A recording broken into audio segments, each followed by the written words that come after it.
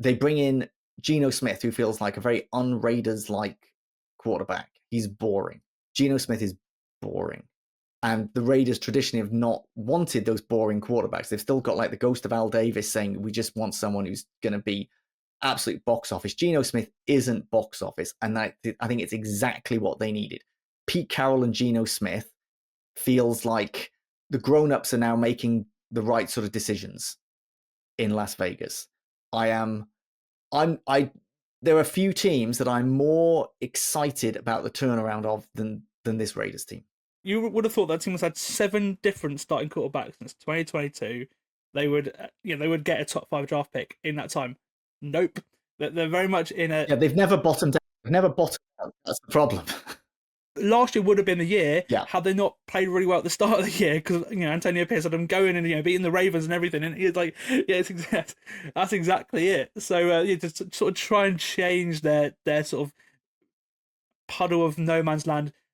They've brought in Super Bowl winning head coach Pete Carroll. Obviously, he spent a season away from coaching. He was still in Seattle, but he was in sort of in advisory role after 14 years as head coach of the Seahawks. He'll be working with John Spytek, who has won 2 Super Bowls as an executive in Tampa Bay and Denver. He finally gets a chance to be an NFL general manager after working in player personnel and scouting for the past 20 years. He spent the last few years as assistant GM of the Tampa Bay Buccaneers. He was in Tampa before that, and he was part of the reason that they managed to get Tom Brady in. And now Tom Brady, as minority owner, has brought Spytek, given him his job now. But again, when you've won 2 Super Bowls, you've certainly earned the opportunity to be general manager. And they've started off their tenure with a bang by putting off a trade for Geno Smith to be a starting quarterback, reuniting him with Pete Carroll, who coached them to 2 Pro Bowl seasons in 2022 and 2023. And they've already extended him through 2027 as well, which I think is interesting.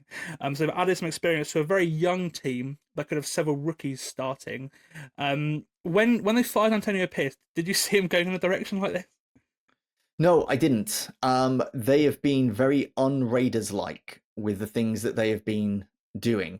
All these years of turbulence, it feels now there's a culture reset going on. This isn't a knock on Antonio Pierce at all, who I thought had potential, but they've decided, okay, let's bring in an absolute legend. Pete Carroll, one of the only coaches to have won championships in college and the NFL. He's seen everything, incredibly experienced.